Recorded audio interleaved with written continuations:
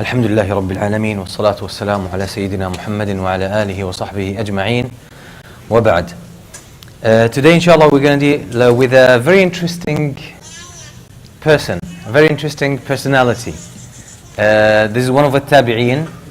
So I broke the pattern. We spoke about 3 imams so far.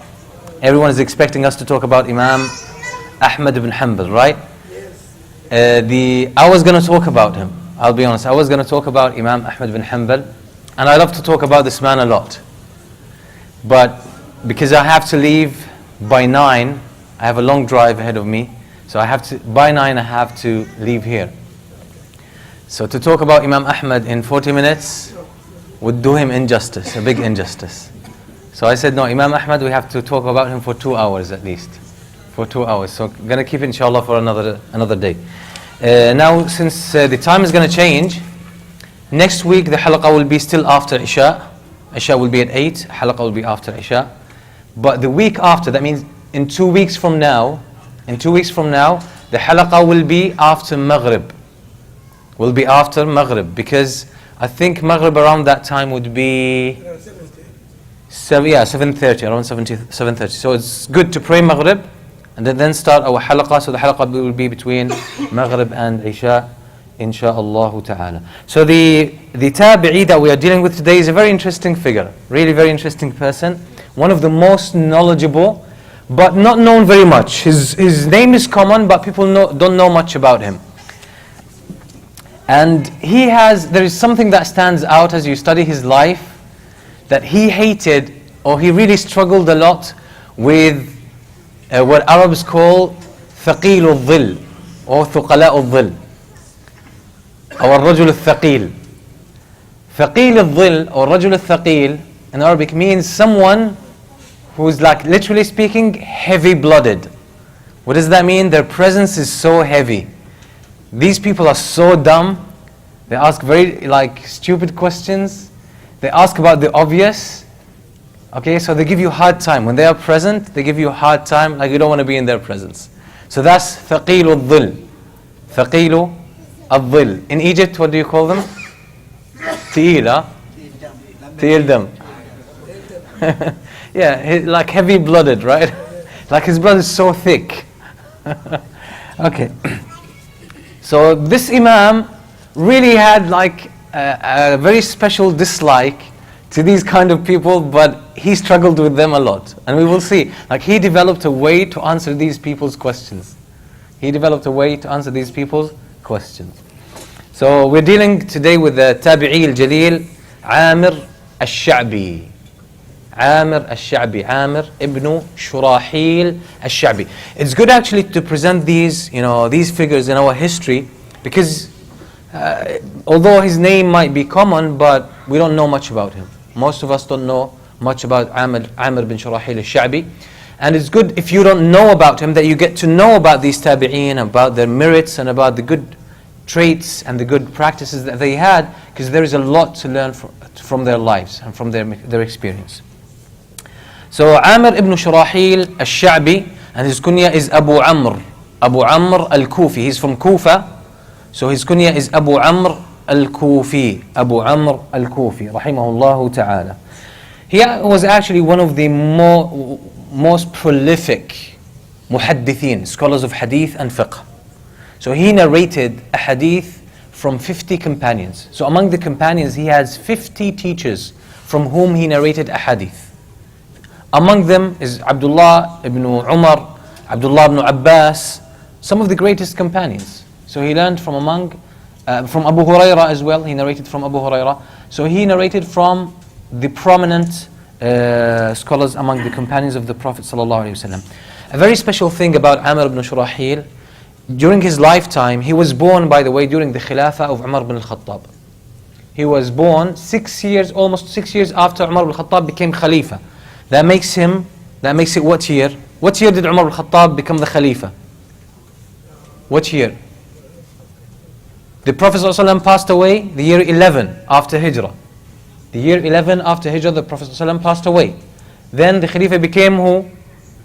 Abu Bakr radiyallahu anhu. How long did the Khilafah of Abu Bakr radiyallahu anhu last for? Almost 2 years. Almost 2 years. So what year Umar ibn al-Khattab became the Khalifa? 13, year 13 after Hijrah. How long did the Khilafah of Umar al-Khattab last for? These are quizzes, yeah? Questions. 10 years, excellent. 10 years. Umar al-Khattab was the Khalifa from year 13 to year 23. Who became the Khalifa after Umar al-Khattab? Uthman ibn Affan. How long did he live to stay and be Khalifa? For how long? 10? No. 4? No. Not even close. Not really 8. Let's work it out. Let's work so you don't forget it. You don't forget it. So we're talking about year 23 when Umar al-Khattab was martyred, was killed by Abu Lu'lu al-Majusi. Okay? That's the time Umar al-Khattab was killed. 23 after Hijrah. Now the Khulafa, four rightly, Khulafa al-Rashidun, the four rightly guided caliphs. The last of their reign, of their caliphate, which is the death of Ali ibn Abi Talib, was the year 40. This is why the 40. This is why the Prophet ﷺ says, تكون الخلافة الراشدة بعد. Anyway, the hadith is not going through my mind now. So the Khilafah of Ali ibn Abi Talib ended 40. That's the end of the Khilafah al-Rashida. 40. So Umar ibn Khattab, Ali ibn Abi Talib was Khalifa for 5 years. 5 years, Ali ibn Abi Talib. So then this makes the Khilafah of Uthman how long? 12 years. 12 years. Okay, you guys are good at mathematics. From 23 to 35 was the Khilafah of Uthman radiyallahu anhu, then Ali ibn Abi Talib for 5 years. So Ash-Sha'bi was born around the year 19? Around year 19. He was born in Al-Kufa. His father was an Arab, but his mother was from As-Sabi. His mother was a concubine. But obviously, in Islam, when a concubine, slave of war, right? So she comes from a Persian origin. She's Persian. She was one of the concubines. When the Muslims obviously took over Iraq and what's known today was Khurasan, Mawara al-Nahr, what's known as Iran today, and all these areas. So the people who fought against the Muslims, okay, the captives there, the women were taken as concubines, as happens everywhere. So, but in Islam, when a concubine becomes a mother, she is freed. She's freed, she becomes free, she becomes a mother, becomes a wife.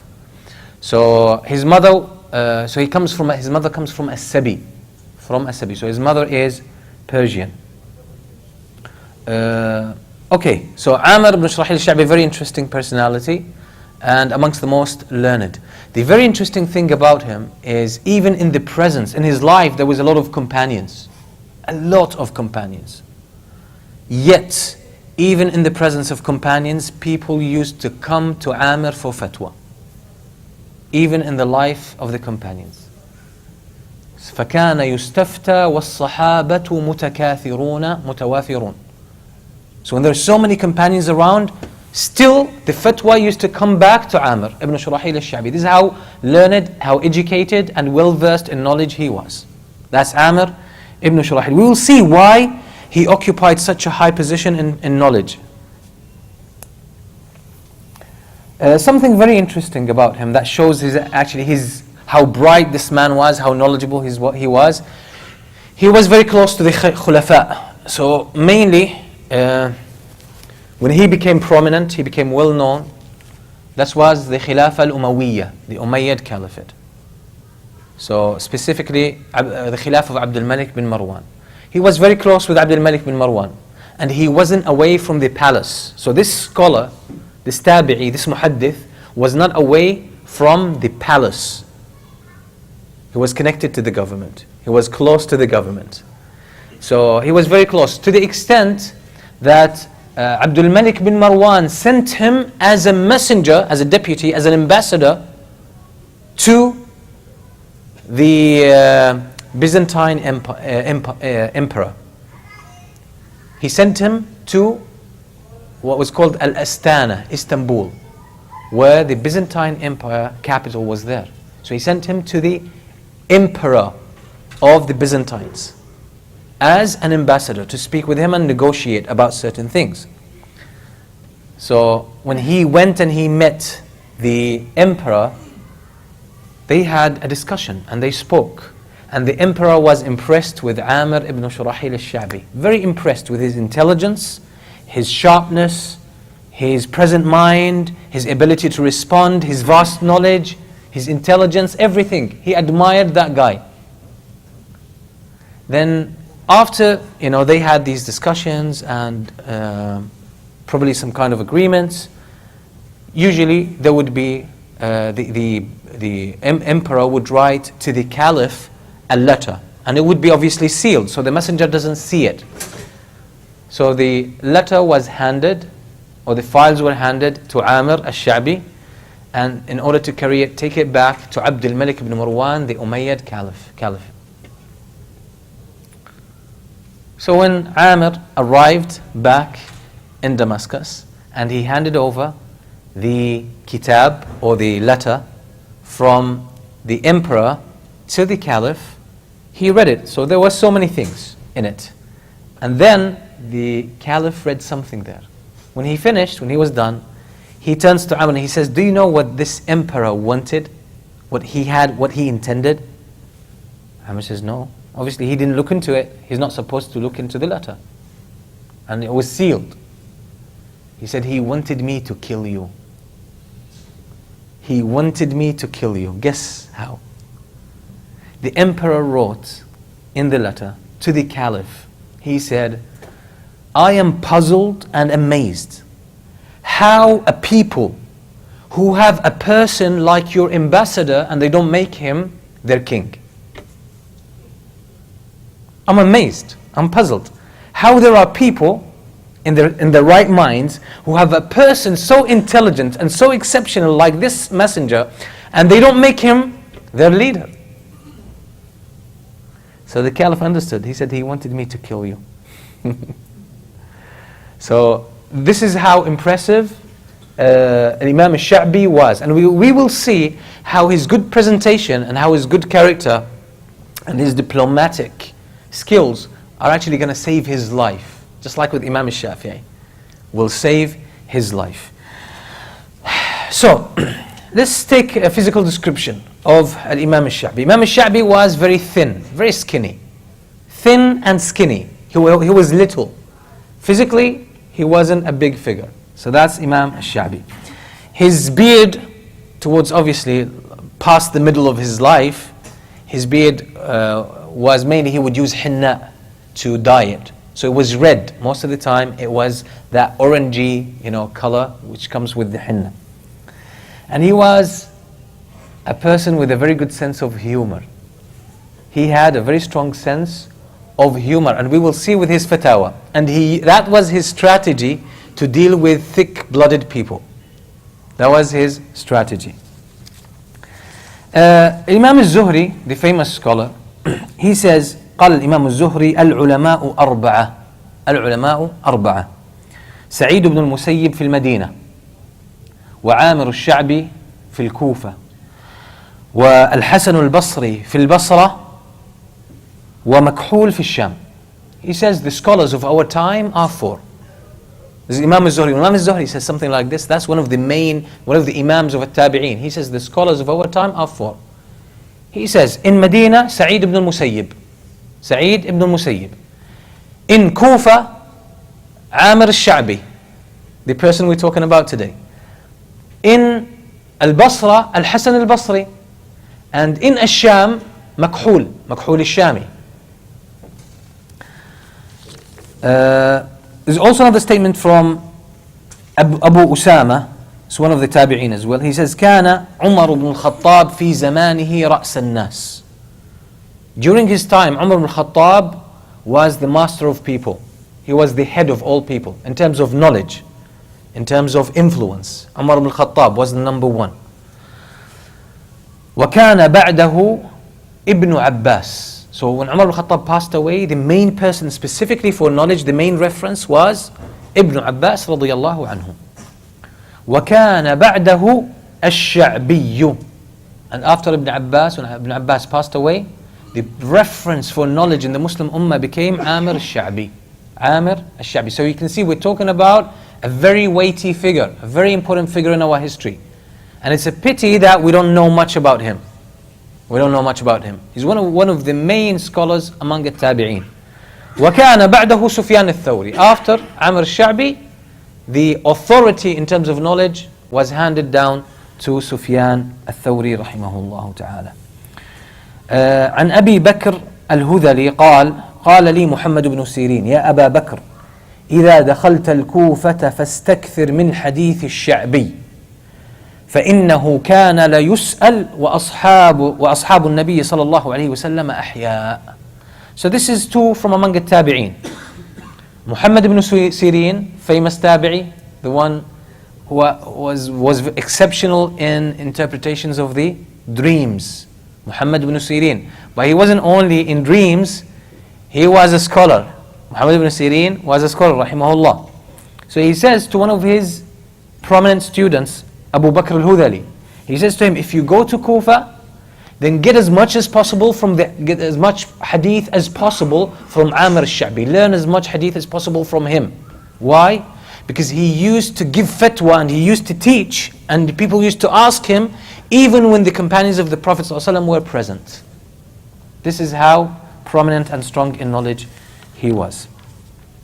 So Amer Ash-Shaabi, as we said, was a very quick person, very sharp, and he had a strong sense of humor, but he was extremely intelligent. He says, listen to his intelligence and why he became so excellent in knowledge. He says, ما كتبت سوداء في بيضاء إلى يومي هذا ولا حدثني أحد قط بحديث إلا حفظته ولا أحببت أن يعيده علي.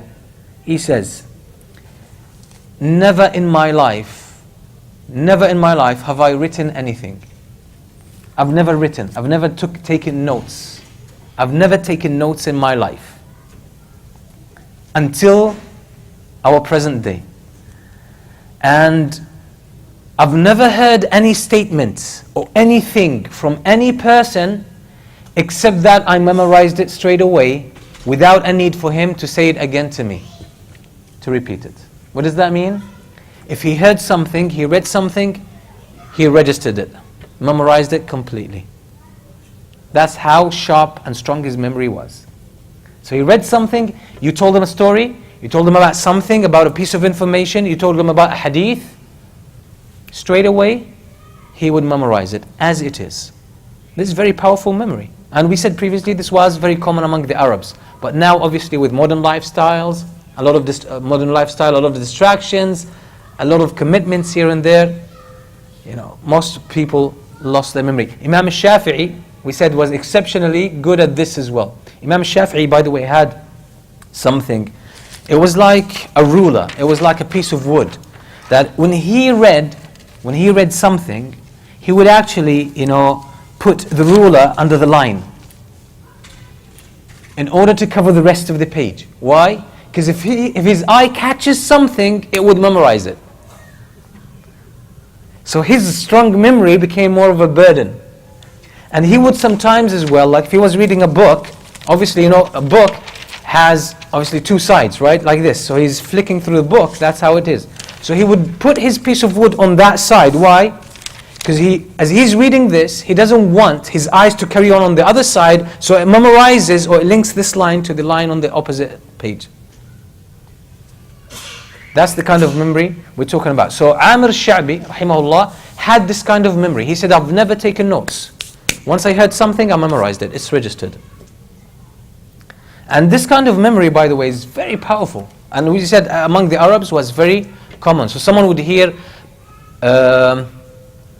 some poetry, sometimes 100 lines of poetry.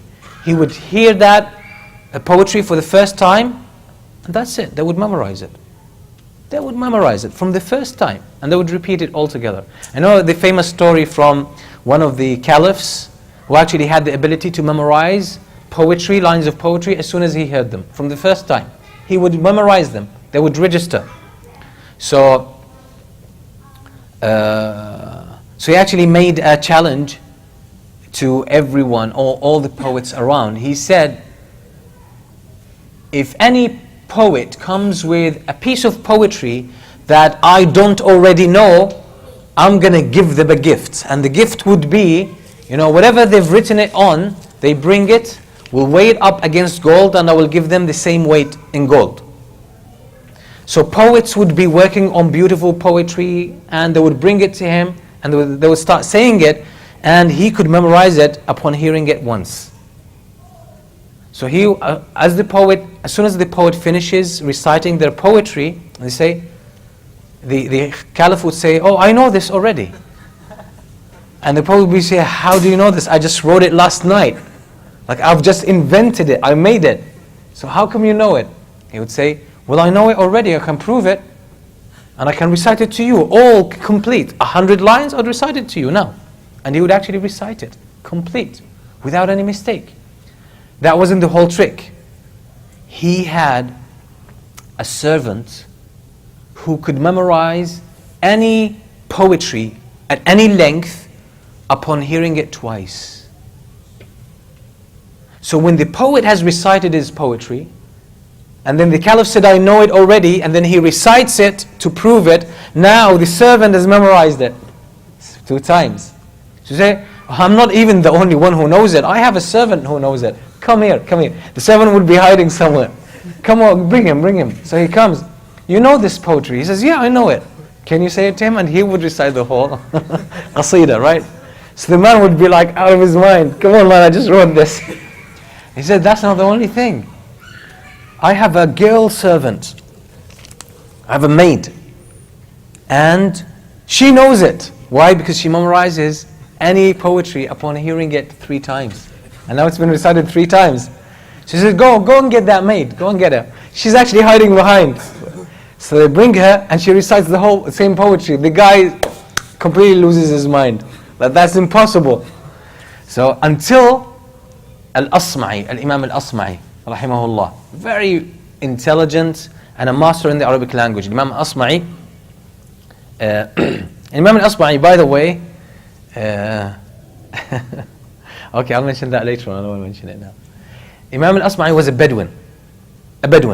And when he came, he dressed up like a Bedouin. And he had locks, hair locks. The Bedouins there, they had hair locks. So his locks would be resting on his shoulders and his chest, coming from underneath his amama. And by the way, this was common among the Arabs even until like 50 years ago. Like even talking about my country, Bedouins, they had jadail, they had locks. So he came and he actually had written some poetry, and the poetry was very confusing.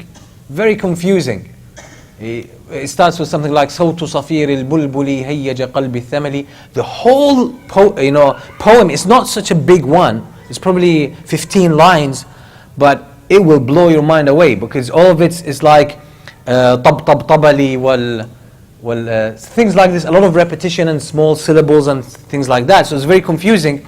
So when the caliph listened to it the first time, he got confused. He couldn't memorize it because Al-Asma'i realized what the trick was. So he said, "I'm going to teach him a lesson." So he brought it. The caliph listened to it. He said, "No." He tried, but he couldn't figure it out.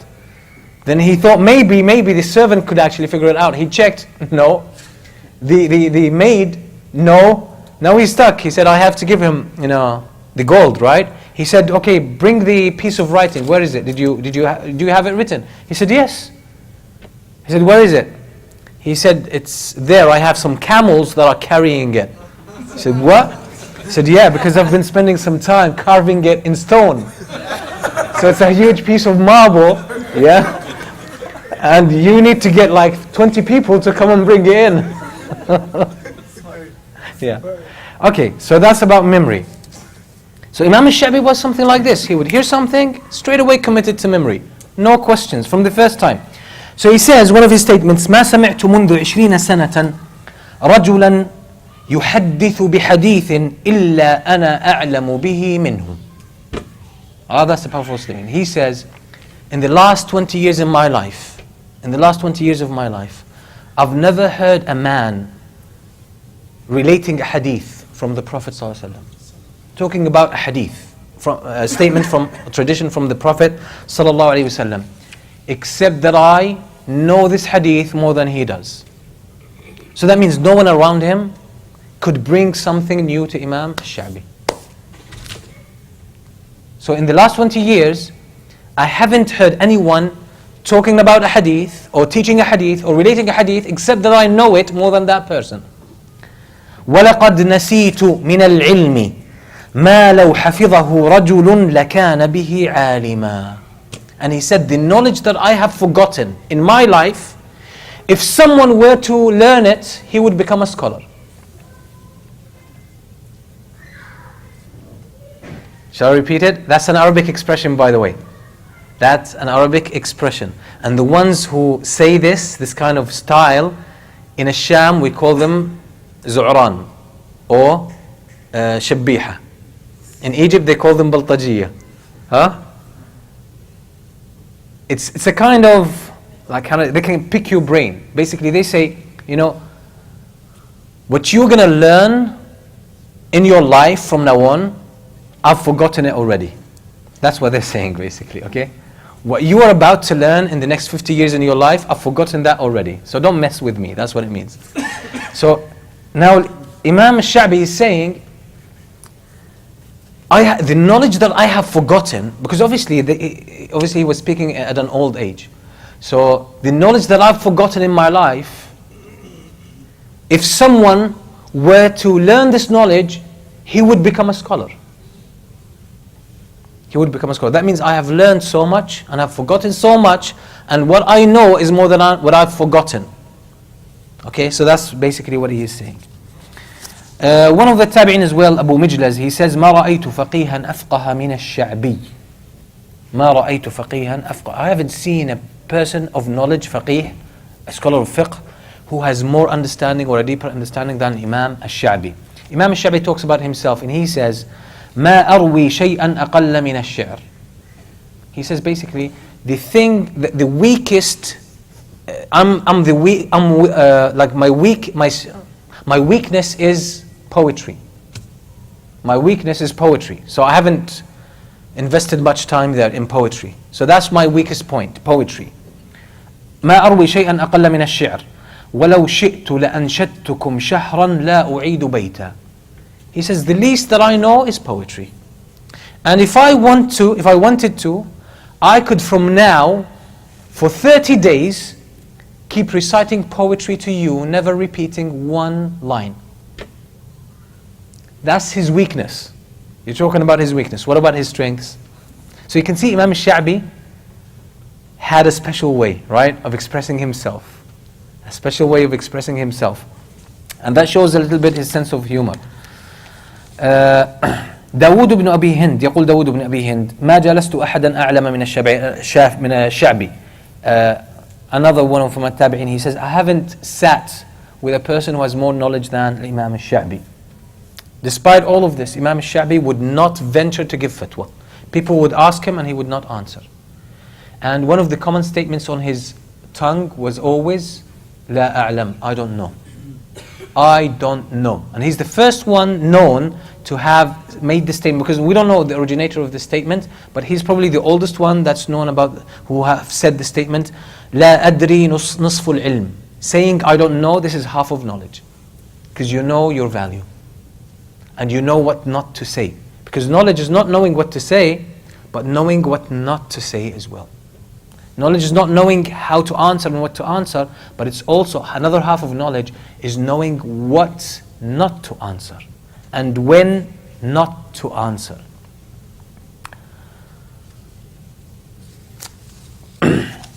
So a man asks Ibrahim al-Nakha'i, one of the kibar of al-Tabi'een, he asks him about something. Imam al-Nakha'i says, I don't know. Really, I don't know the answer. But they were chatting for a while. Then Amer Ash-Shaabi passes by. So Ibrahim al-Nakha'i says, go and ask that man.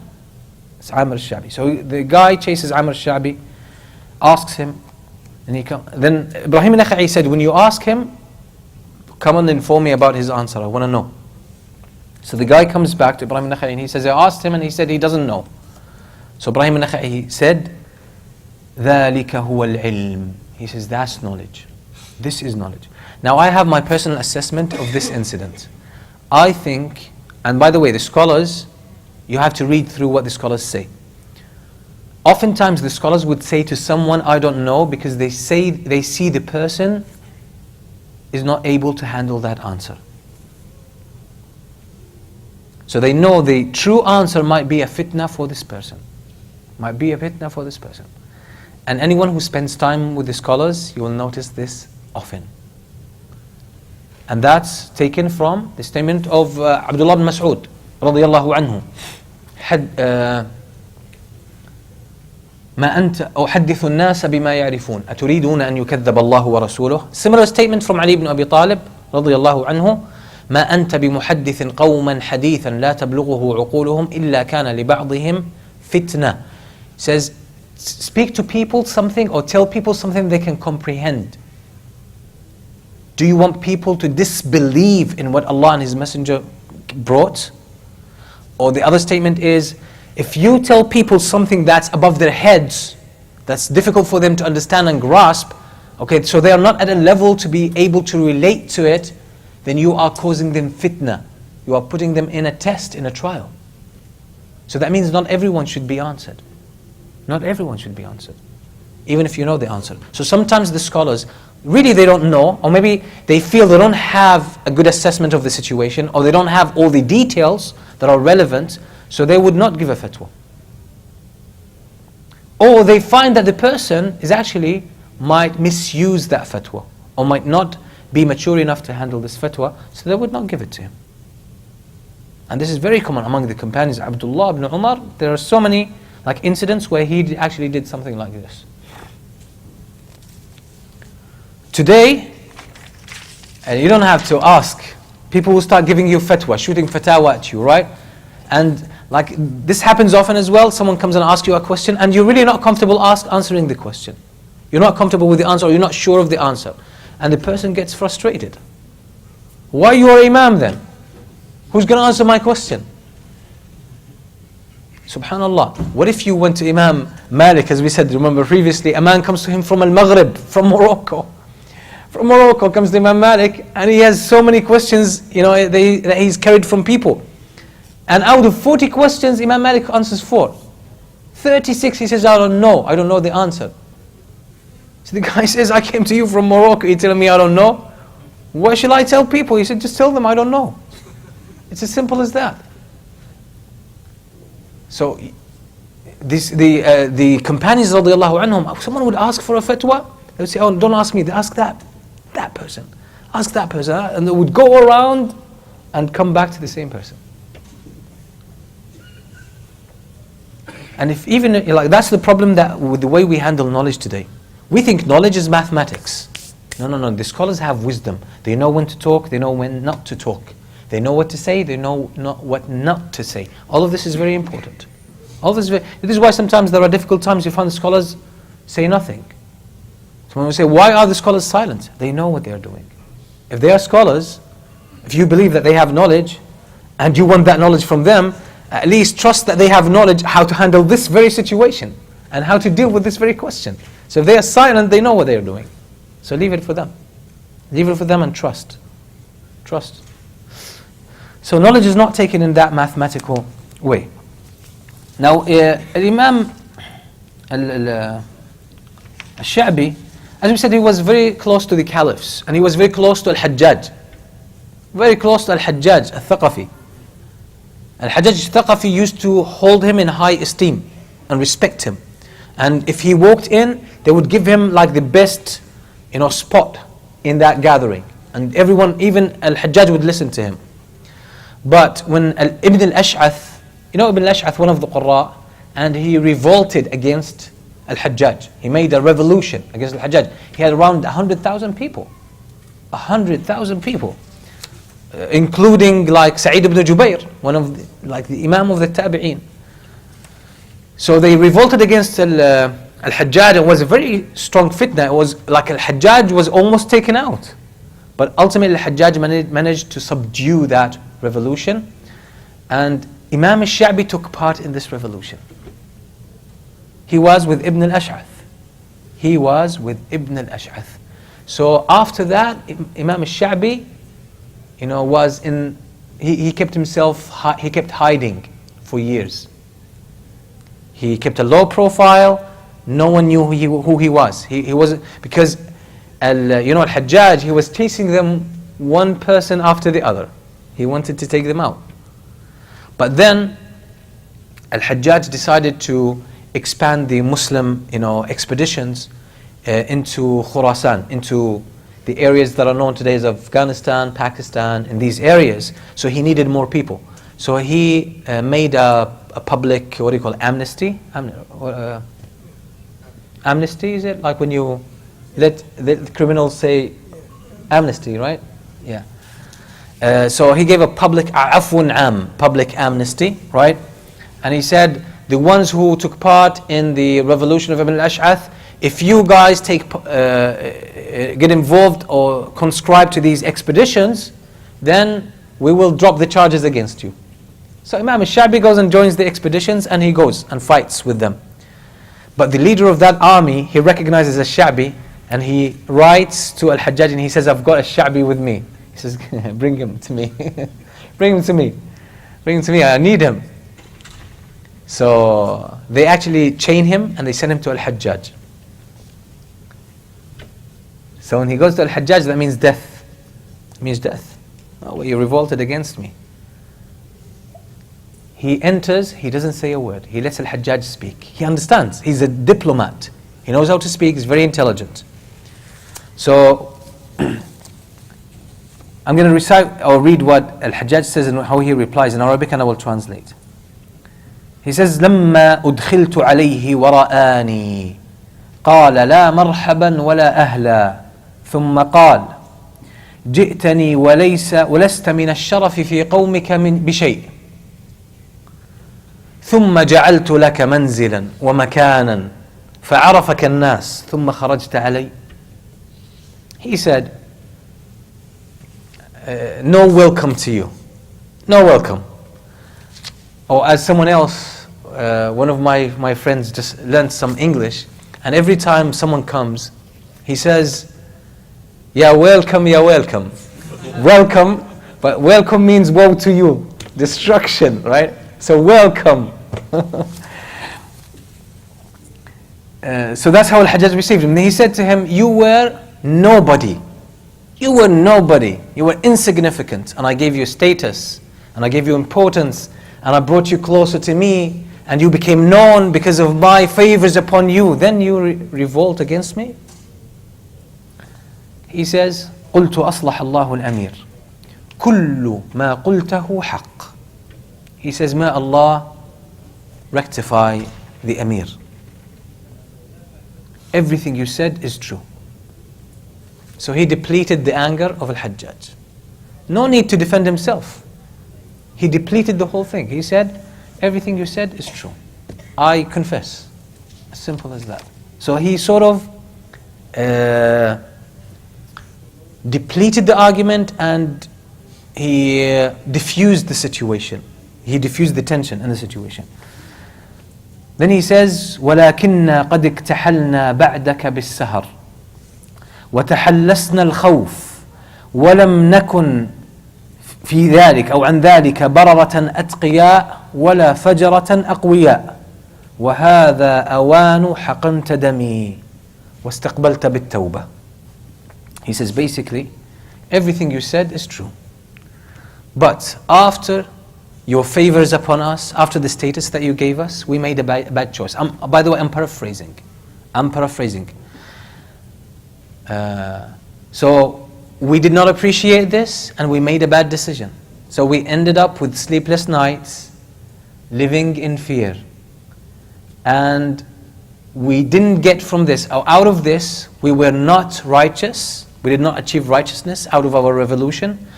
And we did not even gain power. We did not even gain power. So basically we lost in all respects, we lost. But this is the time that you save my life and you forgive my mistakes. So Al-Hajjaj, when he heard this, he said, عفوت عنك. He said, I forgive you, you're free to go. So that shows his presence, his intelligence was actually like impactful. So he was able to save his own life based on this. Let's go just to that side.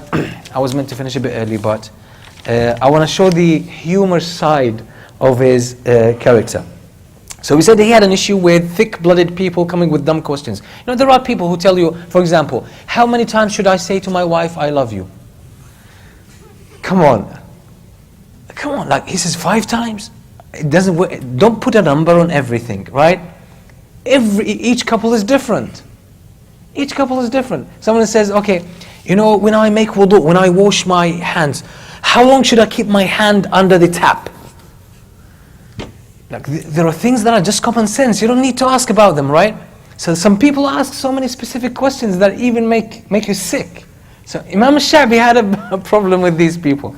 So someone comes to him, and like he heard him saying about where the Prophet ﷺ talked about takhleel al-lihya. When you wash your face, if you have a beard and it's thick, so get some water in your hand and put it underneath and rub it, so it goes through your beard. So the man, he was a bit obsessed with this idea. You know, some people like say, did I really wash my hands? Did the water get... So they wash their whole body when making a wudu, just to make sure that actually I made a wudu. They wash their arms, for example, maybe 7 times. Did I make it 3 times? Still, they ask themselves the question, washing their hands sometimes 10 times. Like the guy who went to Imam Abu Hanifa and he said, you know, I jump into the pool and I come out and I don't know if I really made ghusl or not. Can I still pray? He says, no, you don't have to pray. He says, how come? I'm just asking you about like ghusl, is it valid or not? And you're telling me I shouldn't pray at all? He said, yes, because you know, in order for prayer to be obligatory upon you, you have to be a sane human being. You're not, you're insane. Okay? So that's it. So a sane human being, there's no prayer on you. You don't have to pray. So this guy is the same thing. He said, so he came and he says, you know about, you know, rubbing the beard or wiping the beard he says, I'm afraid I won't really get it truly wet. So he says, no problem, just use your fingers to run the water through it. He said, but I'm not convinced. He said, you know what? From the night before, soak it in water. So that was his answer. So for him, it's just, you know, just get out of here, man. Leave me alone. So a man, سأله رجل هل يجوز للمحرم أن يحك بدنه. You know, when you're in a state of ihram, you're not supposed to trim hair or remove it, right? So some people have this obsessive thinking, like if they feel that they want to scratch their heads, how do they do it? Like this, right? And if like they feel it's itchy here, they do like this. They don't want any hair to fall. That's not what's meant with ihram. Some people have this kind of waswas. So the man comes to me and he says, if I'm in a state of ihram, can I like scratch my body? He says, yes, you can. What's the big deal? The man says, how much or how bad or how hard? Obviously trying to put a number on it. Now obviously he gets frustrated with it. He says, well, you keep scratching it until you hit bone. That's how you do. Okay. Ash-Shaabi, you know, at their times they had al-hammam al-am. Al-hammam, basically public baths. You know, like al-hammam al-Turki. You go, it's a massage place, hot bath, something like this. So these were very common. So Imam Ash-Shaabi one day goes into this al-hammam, and he found a man. He comes across a man called Dawood al-Awdi, and at that moment it seems that the man was like had no sense of shyness, so he didn't have his izar on. He was basically naked. So when Imam Ash-Shaabi saw him, he closed his eyes. So the man wants to make fun of Ash-Shaabi, but I'm going to say it in Arabic because it sounds much better in Arabic. دخل الشعبي الحمام فرأى داود الأودي بلا مئزر فأغمض الشعبي عينيه قال داود يا أبا عمرو متى عميت قال منذ أنهتك الله سترك. Okay, Allah understand. It was really funny. This guy was really something. So he sees the man naked and he says, so he closes his eyes. The guy says, oh, when did you become blind? Trying to pick on Ash-Shaabi. When did you become blind? He said, when Allah exposed your awrah. But in Arabic it sounds very powerful. Okay. someone came and asked him, and he said, another guy, thick-blooded guy with this weird question. So he comes to him and he says, Ya Aba Amr, atamradu ruh? He says, the body gets sick, but does the soul get sick as well? So he looked at him and he said, yes, it does get sick. And it gets sick from the thick-blooded people. That's what he said. نعم تمرض من ظل الثقلاء. So one of his students heard him and he kept it in mind. So this student, one day, he finds a Shafi'i with two people, and these two people were thick-blooded, known for this kind of questions and this kind of being dumb. So they were sort of cornering Imam Ash-Shaabi and asking him questions. So the student recognized that he was stuck with them. So he says to Imam Ash-Shaabi, he says, كيف هي الروح يا أبا عمر? How is your soul? Is it sick? So Imam Ash-Shaabi says, هي في النزع. So he says, oh, it's dying. My soul is dying now. Anyway, so he had this sense of humor. He had this sense of humor. Another guy comes to Imam Ash-Shaabi and he says, I'm going to read it in Arabic as well first. He says, Mujahid, that's Mujahid al-Mufassir, the great Tabi'i al-Mufassir. He says, I was one day with Imam Ash-Shaabi. إني لجالس يوما إذ أقبل جمال معه دن. دن is more like a cup or a bowl. حتى وضعه ثم جاءني فقال أنت الشعبي؟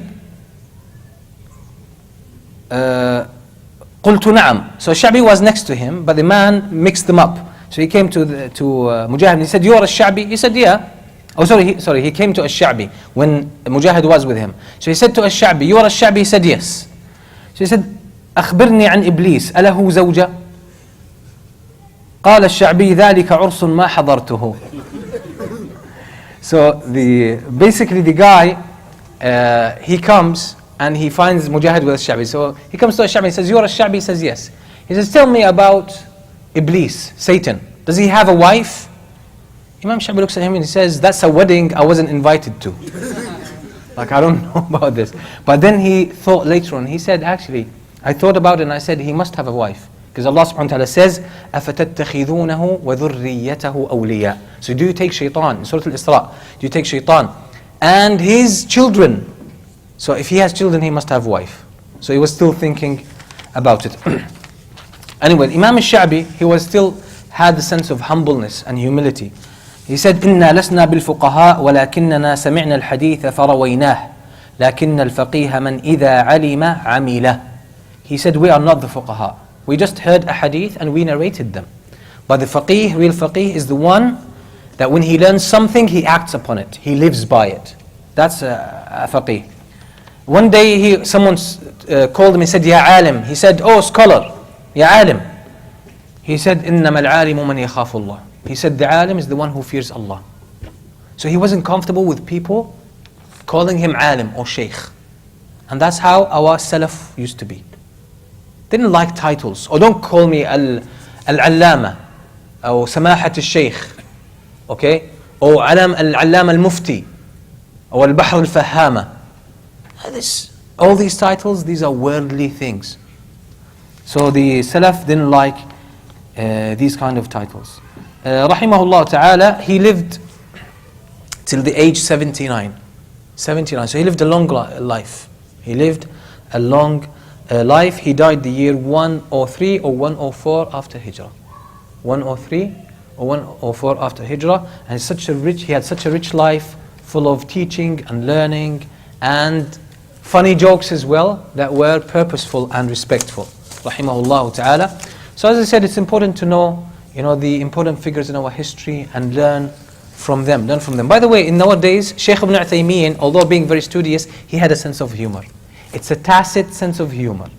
Anyone who listened to the classes of Shaykh Ibn Uthaymeen carefully, you would actually catch this in him. You would catch this in him, rahmatullah alayh. So I remember one day someone asked him and he said, I married a wife, and obviously because the Shaykh was talking about, before a marriage, any kind of deficiency in the husband or the wife should be declared. Should be declared. So the guy heard this and he came and asked the Shaykh, he said, I married a wife and they didn't tell me about anything, but later on after marriage I realized there was some teeth missing in her mouth. The Shaykh said, does she bite you? He said, no. He said, keep her. Okay. So the Shaykh had this kind of sense of humor as well. Okay. And it's good, it actually helps people relate. And this is why Shaykh Ibn Uthaymeen was accessible, rahimahullah, and Allah made him so accepted and loved by so many people. And this is why Allah benefited a lot of people through his classes, his recorded classes, and his books, and his fatwa, rahimahullah ta'ala. So this is basically about Imam Ash-Shaabi. As I said, next week inshallah the halaqah will be again after Isha. Keep it after Isha. When the time changes, so in 2 weeks from now, it will be after Maghrib. In 2 weeks from now, it will be after Maghrib, because Maghrib most likely will be 7:30. So we're probably starting around maybe 7:45 or 7:50, which is a good time to start the halaqah. Jazakumullah khairan. Barakallahu feekum. Sallallahu alayhi wa sallam. Muhammad wa alihi wa sahbihi wa sallam. I apologize, I won't take any personal questions because I need to rush. I'm behind already. Jazakumullah khair. Barakallahu feekum.